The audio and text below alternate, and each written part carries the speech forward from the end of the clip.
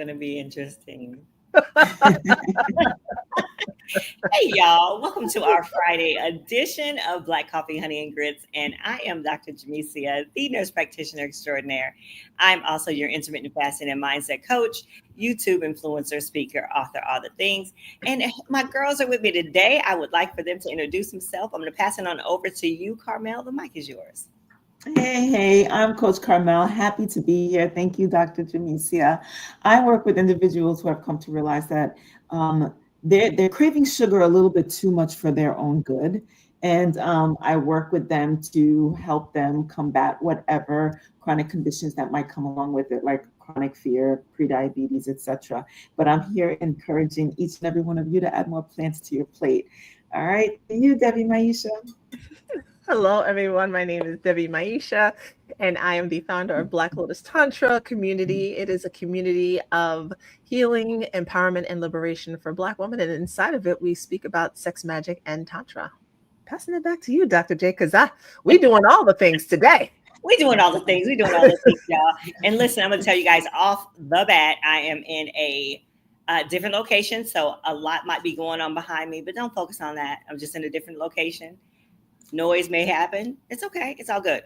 But today we're going to be talking about the struggles of womanhood. It's Women's Month. Is it Women's Month or Women's History Month? Women's History Month. History Month still, yeah. Either way, we're making history every day and we're women. So yeah, that part.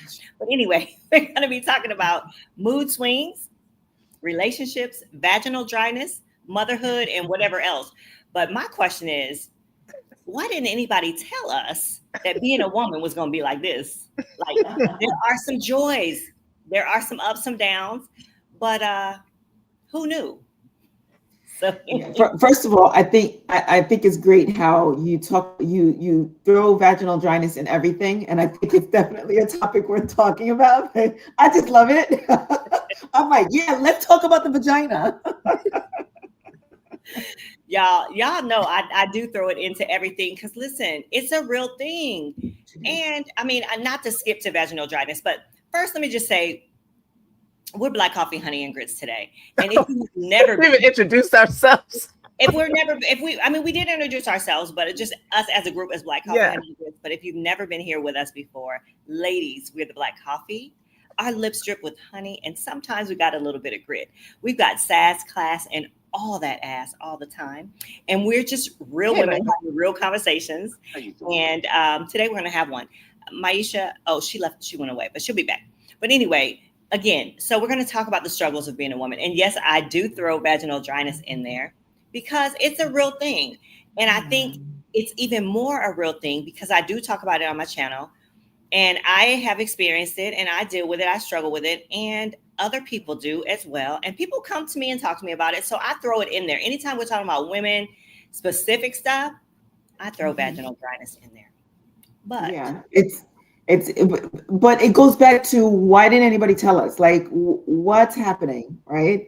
And I really do believe that women have been censored to talk about these things. Okay. And it hasn't been, I feel like it hasn't been culturally acceptable to talk about certain things, right? We're supposed to be this flower and everything is supposed to just be right. Like, I'm a human being. I fart, I shit, I belch. Like, we do all the things. Right. So why aren't we talking about it with regards to women specifically? The medical industry, I feel, were very kind of like, no, there's too many variables with a woman and her cycle. They say there's too many variables. We can't do do any studies on them because it's nothing will stick. Right. Because of individuality. Nothing. And we are such individuals that they had to go to the white young dudes. I don't know what's the age group, what's the demographic of the white male population that they actually do studies on. And everything that we take as far as medication is concerned is based on that population and not women, and certainly not women of color. Right. So why don't we talk about it? Because probably our mothers and women around us didn't know what the heck was going on either. Right. How do I describe this? How do I explain this? I'm going crazy. That's what my doctor told me. But you know what? Here's the crazy thing, Carmel. Somebody knew something, because way back in the day, women got together. They surrounded the woman who was having her cycle, the child who was starting her cycle, her menses. They comforted her. They brought her gifts. They honored her. They told her about struggles and gave her home remedies. Back in the day, all that was done. It Back was in the like day, in what country? I cannot say. I just know there's a new moon ceremony. It was a huge thing, and people talked about it. It was like respected. And then there was nothing. Like nobody talked to me about anything, but I brought that back with my daughter and with my godchild. But you're right. It is kind of hush hush. But what were you saying, Maisha? You said here? Everywhere that there were women, those ceremonies happened. Everywhere that there were indigenous women, those ceremonies happened. And it wasn't until in other countries they still do it, but it wasn't until the influx of all versions of Christianity that took that away. And it wasn't until the influx of the medical system in this country where women stopped doing it. Black women were still doing it for a while because we didn't have access to the same things, and white women had given that up a long time ago. But as we were able to integrate more into the mainstream society, we left a lot of that behind. And I'm glad to see that it's coming back because we need it. Mm-hmm. So the herbs that women are used to take, if they didn't want to keep a baby, people are learning about now. The herbs that women used to take in order to have a baby, people are learning about now. All of the herbs for reproductive health that still exist that we just weren't taught because we were taught it was almost like a badge of honor to go to the doctor, right? Instead of using those like primitive things. But now we are reclaiming them, and I'm so excited to see it as I drink my tea with mullein herbs. And as you say this, I'm thinking about myself, and I know my family was very ritualistic. We're Haitian, right? I'll use that for, and I fought it. And as a young girl growing up in America, trying to fit in with Black Americans, I was like, I fought it. I didn't want anything to do with it. I didn't want to know about it. It was like, oh, we're supposed to be Christian Catholic, and this is what you're doing? Like, this is paganism. Like, all kinds of nonsense was going on in my head because I didn't understand it. And so there wasn't the educational piece was lacking in it. I knew that there were rituals, there were things that was happening. I didn't understand it. Mom couldn't really explain it because it's a ritual. It's what we do.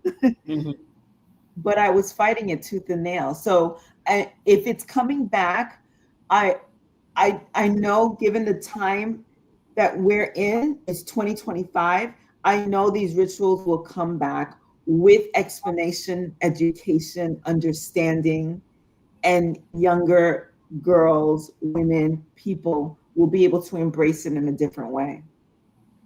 Yeah, I think, yeah, hopefully.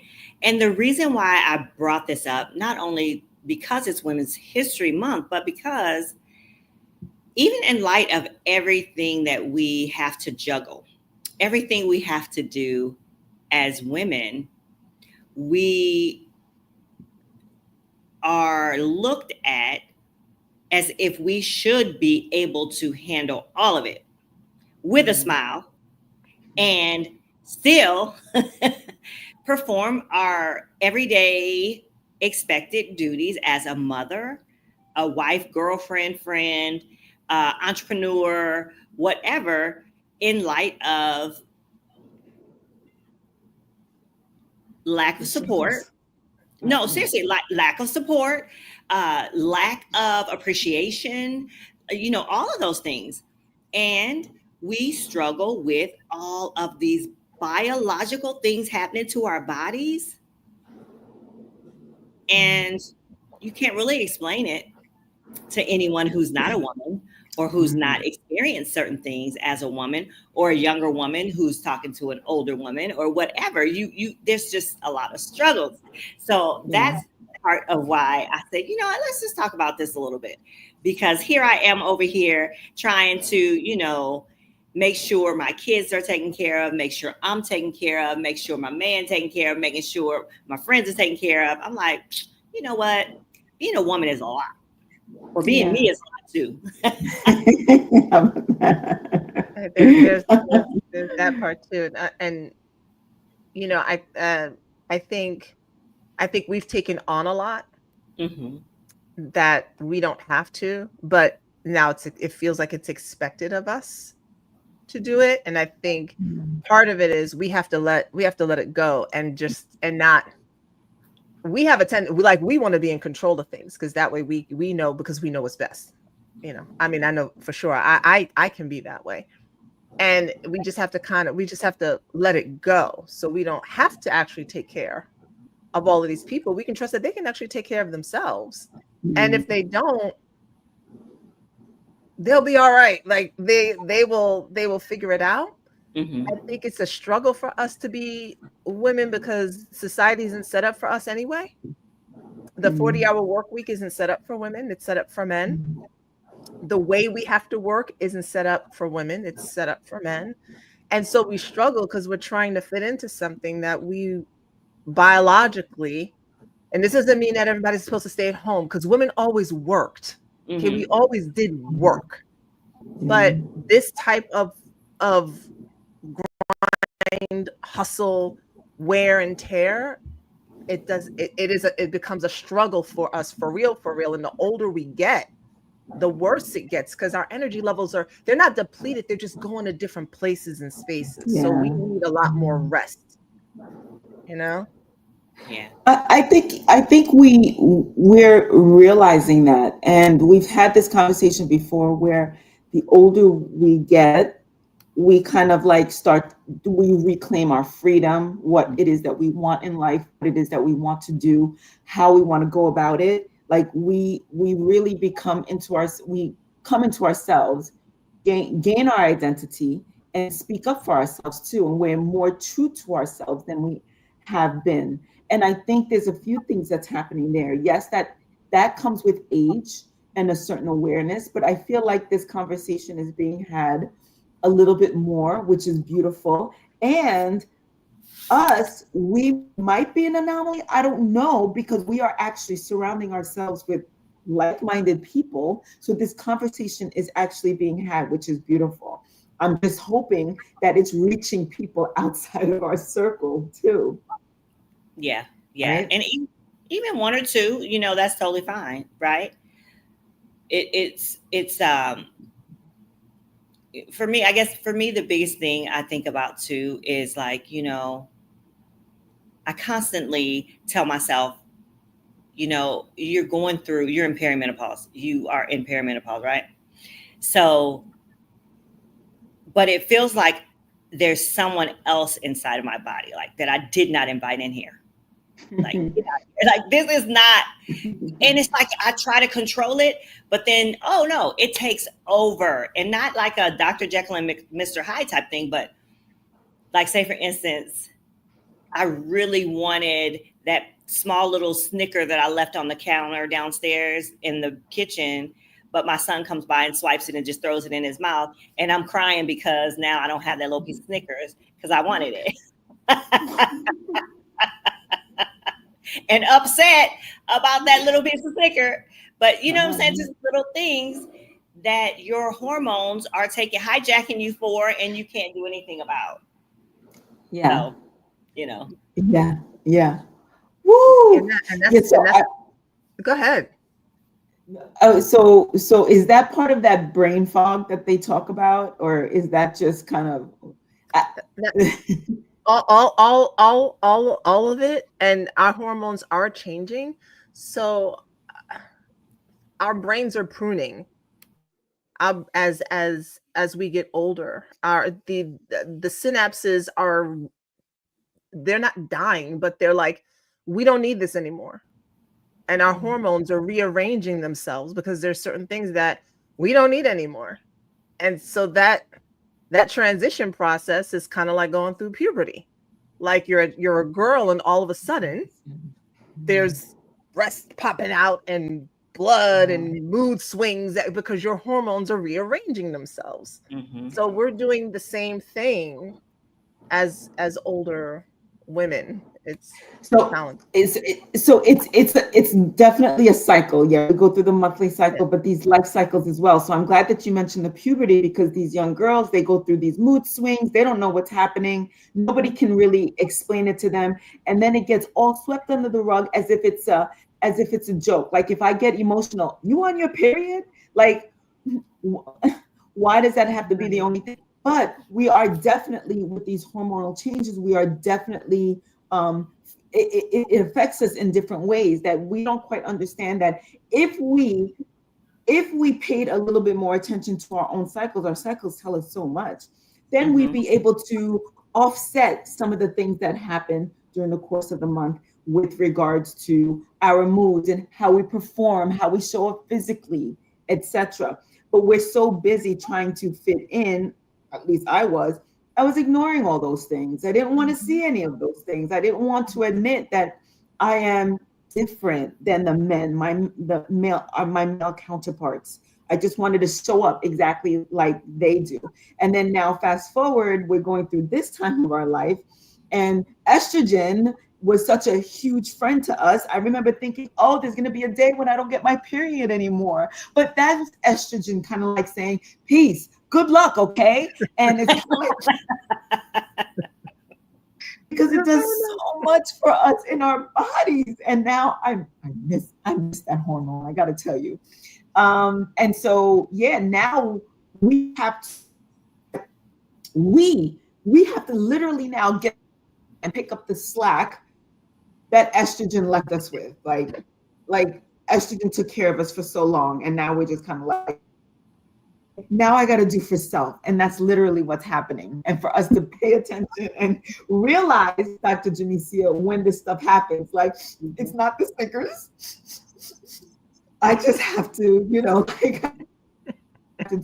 get myself together, or just go with the flow and understand that this is a normal change of life and it's not forever. Yeah. And cry over it. Cry over the Snickers. Damn it. Just cry. That was for me. That was for me. Right. And you don't understand that little small one. It is the perfect portion of chocolate and caramel and nuts. It is so perfect. That little small one, not that fun size one. You guys know what I'm talking about? The little bite size. Girl, who are you talking to? Lived off of all the sizes. But yeah, as we pivot over to, motherhood, I know, Carmel, you have nieces and everything like that. And myself and Maisha, we have children, but there's struggles there too. And it's really, I love my children. I love being a mother. I absolutely love it. But when they ask me for what I want for Mother's Day, and I tell you I want me time alone. Oh, they don't like that? No. Really? No. Oh. They're like, no, we're going to do a real Mother's Day this time, Mom. We're not letting you have an LS Teca coupon in a Barnes and Noble book and go to your room all day. Oh no. They want to go to a restaurant. They want to do this and that. But the reason I say that is because there's joys in being a mom, but there's also time that you just really just want to be a woman and just be who you are, and not just Dede or Maurice's mom. Yeah. I have no idea what that experience is like, really, to be. Because you're with your kids are your friends and your family, and they're with you all the time. Well, even before I had them, I just wasn't grown up enough. I wasn't a teenage mother, but I felt like it. So it's like it was like, hey, I'm gonna go out in the world and I'm a wife. I got babies. And it felt like somebody snatched me out of my life and replaced me with somebody else. Like that's what so much of my adult life felt like. Like it wasn't like I wasn't there. Like I'm here now. They're grown.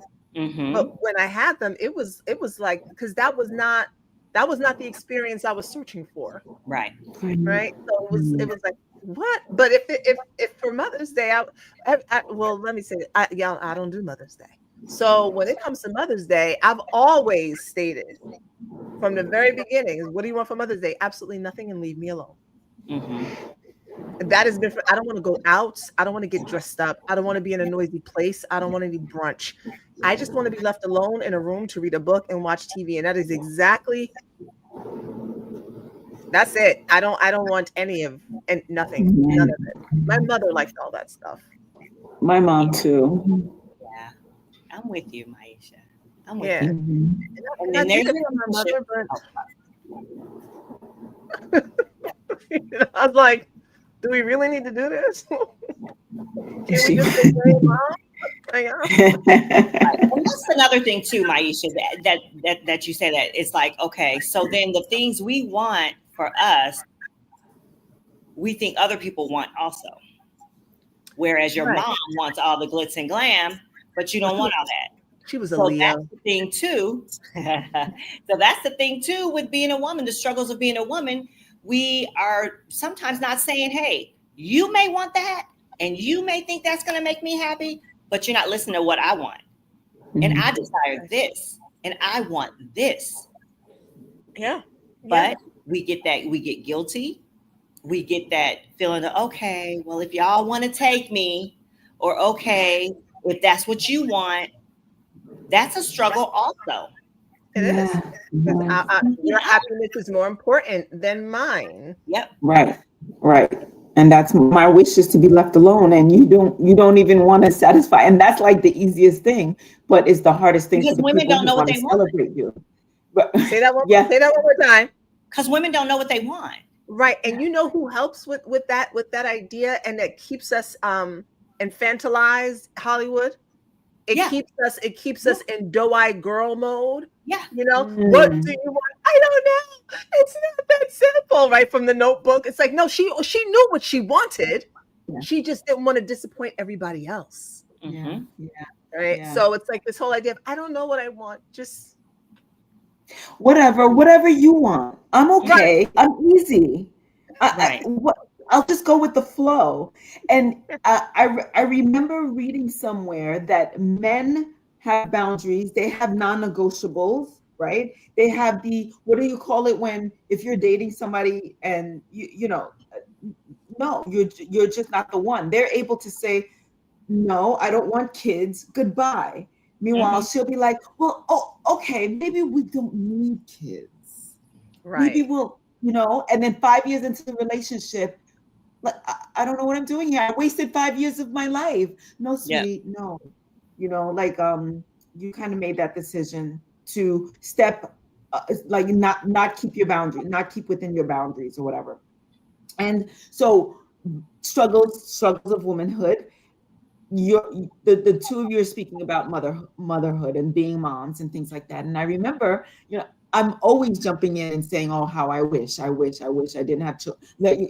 And Maisha, Carmel, why would you want like this watermelon squeezed out of your lemon and to deal with other human beings that you're actually responsible for, and the struggles of being a woman? I felt like I'm a woman. This is what I was born to do. And the fact that never happened for me makes me feel like I'm less of a woman.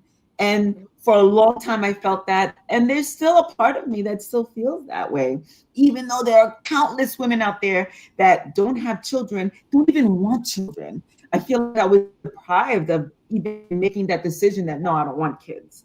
Like, I wanted the kids and the kids didn't come. And so again, the struggles of being a woman, because society told me that this is what I was born to do. And growing up, oh, when are you going to have kids? Or when are you going to get married to have kids? Or we're lazy. We were told that my brother had kids pretty late in his life. So we were told that the Jean-Francois children were lazy because none of us, there was a certain point in our adulthood that none of us had children. And so we were lazy. right? Oh, So wow. all of that, we're listening to what society is saying, the culture. I'm going to say culture in that regard, and we gotta carry that too. That is some interesting conditioning. I mean, Mm-hmm. I've heard from like my friends who are like Hispanic, Latina, Latinx, look, whatever y'all are wanting to be called these days. But for me, it was Hispanic.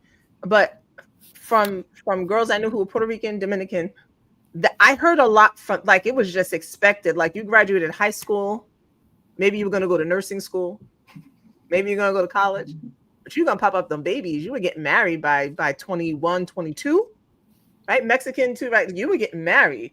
That was what was going to happen. You were a woman. And so it's interesting to me to hear that type of, because it is conditioning that it's almost like it's not almost like you're not even a human being. You're a machine. Your purpose is labor. So you don't have any other dreams or aspirations. I'm gonna give it to you. Your dream and aspiration is to be a wife and a mother. And that to me is I mean, like, I'm just like, Basically, yeah. are you kidding? Like what if I want to be a scientist? What if I want to travel the world and do all of these other things? Like, there are billions of people on the planet. Why do I have to be the one to squeeze a watermelon out of my lemon? And I'm so glad that more women are realizing, as the struggle of womanhood is, there's this expectation that you're going to get married and you're going to have kids. And if you've done neither of those things, then somehow you're a waste of space on the earth, as though your presence alone is not so enough. sad. Yeah. It's really offensive. Women do it to women too, though. Yes. Because it's like, like you walk in the room like, oh, okay, so what do you do? Okay. Oh, you're a scientist? Oh, okay, that's great. Okay. Right. Where do you live? Okay. Well, do you have kids? Are you married? Right. Oh, okay. Right. So I know women, and here we go, taking it a step further. I know women who got divorced and said, and so the children are staying with you. And I was going to be one of those women. I was very ready to walk out of my marriage. And I was like, y'all got the house.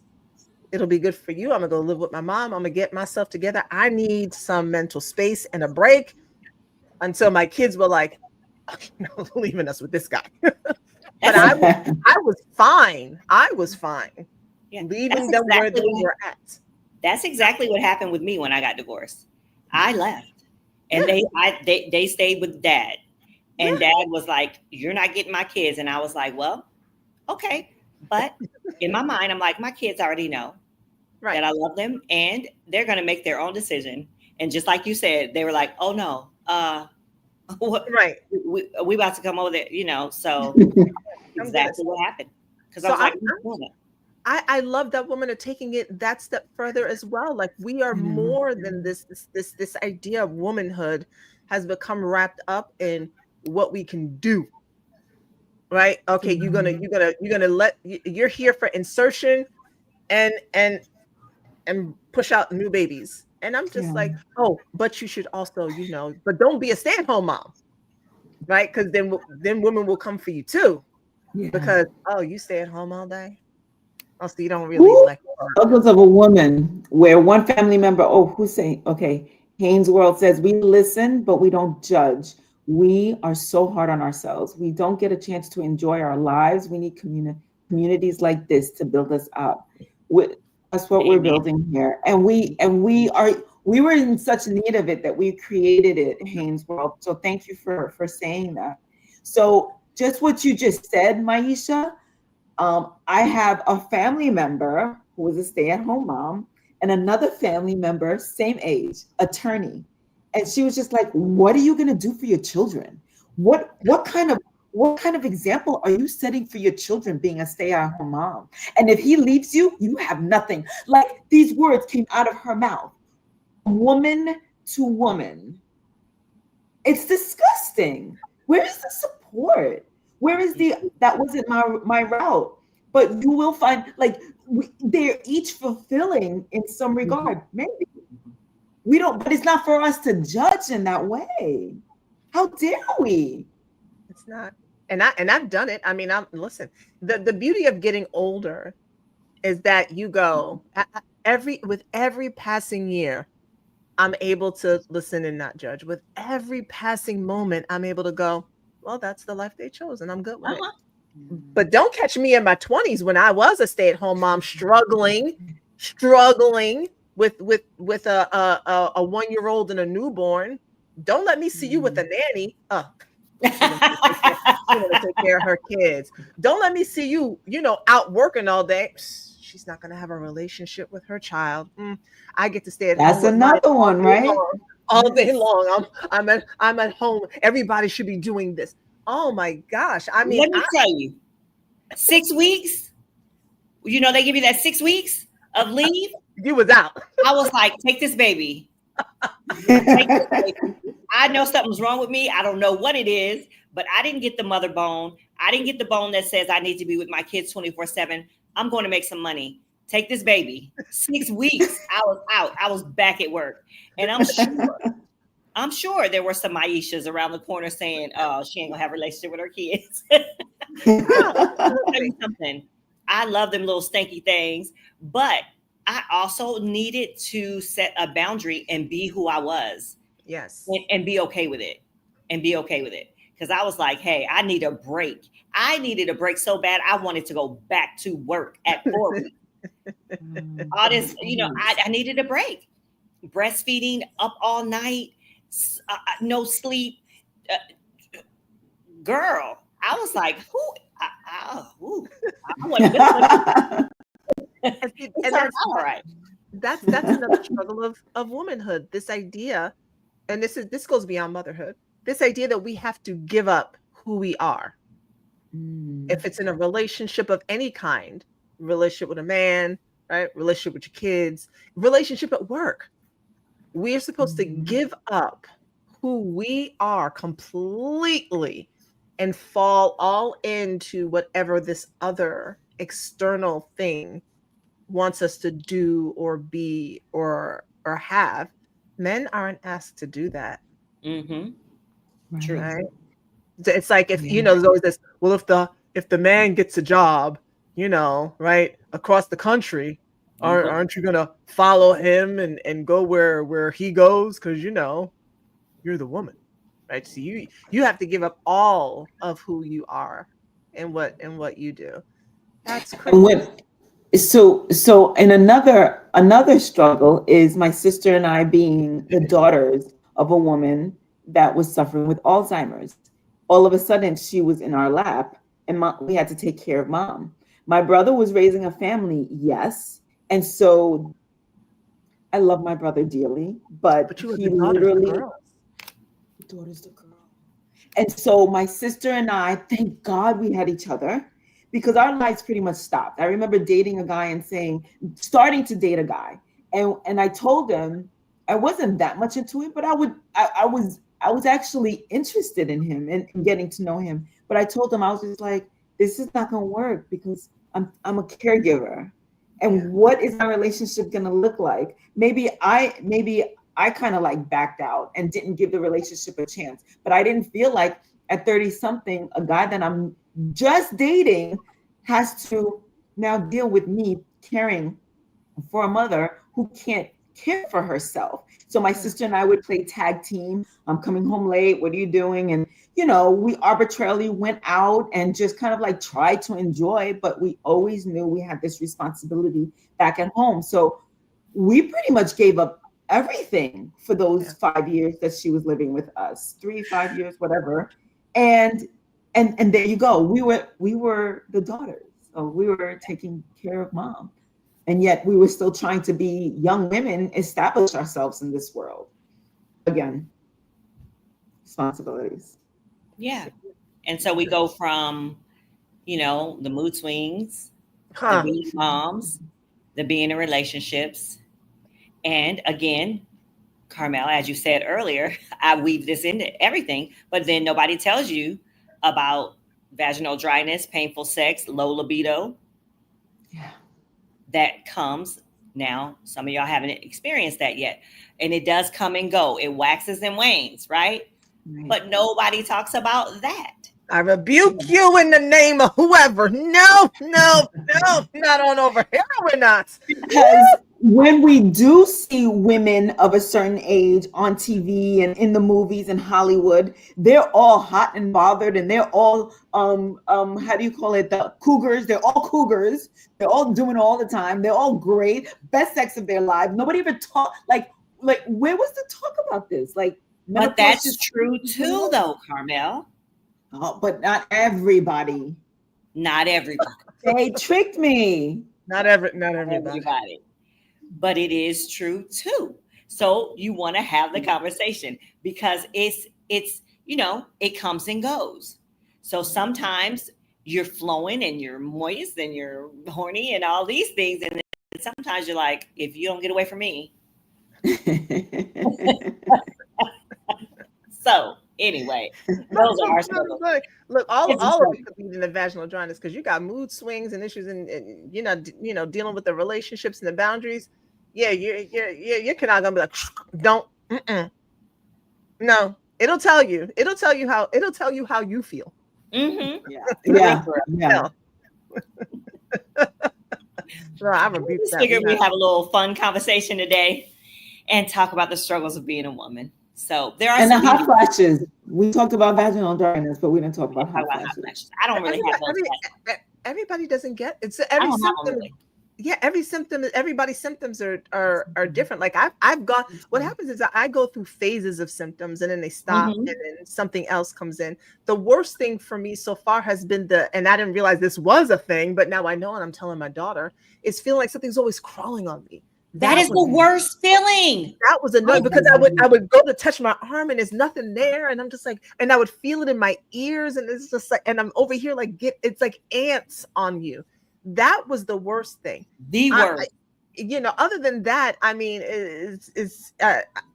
I'm okay. Unfortunately, my mother didn't talk to me about it too much, and now I can't ask her any questions. But so far, that's been the worst. I'll take hot flashes, but don't take my libido. Listen. That's all I ask. I will fan myself. Okay, but don't I remember, and this is, of course, we're talking about this. This is generational because I remember my mother sitting there and says, "Oh my gosh, I just got so hot and I don't know why." And she's fanning herself. She didn't know why. She didn't. Wow. She had three sisters. No, there were three of them. She had two sisters. And she didn't even, and she was the youngest of the women. She didn't even know what was happening. She's like, "Oh my God, all of a sudden I'm so hot and I don't know why." And she's grabbing things and she's fanning herself. So ladies, let's talk about this and tell our younger ones, tell the girls who are coming up that this is a part of it.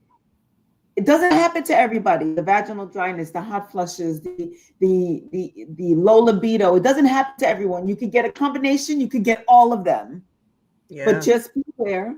Just be aware. Be prepared.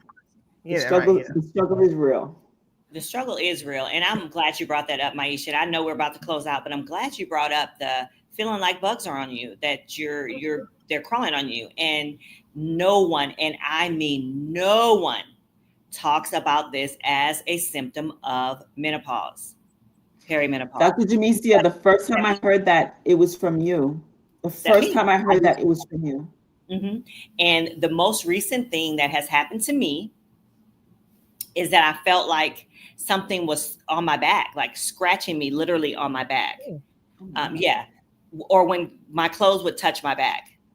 But, I put some, what I did, which is, I just thought of it. I shouldn't have done this. I am now taking some vaginal estrogen cream, and I took a little bit of cream and I mixed it with my lotion and I put it on my back. And can I tell you, it went away? Wow. The magic of estrogen. Away. It was very, very little, but it went away. Yeah. So, and I'm not recommending, I'm not anyone's doctor on here. I'm not recommending that, but that's what I did. And I'm going to have a full video on how this vaginal estrogen cream is doing. It is doing very well. I'm just going to break it all the way down. It's a total different video, but that's a struggle as well. And I like what you said, Carmel, about talking about it, telling your daughters, your friends, your girlfriends, all of it. Have the conversation. It's very, and for the women who are strong enough to have the conversation, have it, and let other women around you listen. Because a lot of times they won't say anything and they're dying on the inside. They don't know who to talk to. They don't know how to frame the conversation. They don't know how to start. Just talk about it. And if all else fails, take a nap and have some wine or something, some chocolate. There's actually science to the wine and the chocolate. There's a reason for that. But so when you're feeling like you are somebody else or someone has snatched your body, which I've heard other women say. Yeah. Or come watch us on Fridays. Yes, or come to Black Coffee and Grits on Friday afternoon at lunchtime. But yeah, I think that's all I've got, y'all. Y'all got anything else? No, I'm good. I'm sure we'll hang up and I'll be like, oh, another symptom or something. But we're good. I think we talked about enough. We'll save it for another conversation. All right, y'all, but we'll see y'all next Friday. Thanks for stopping by. Friday for sure. Bye, y'all. Bye.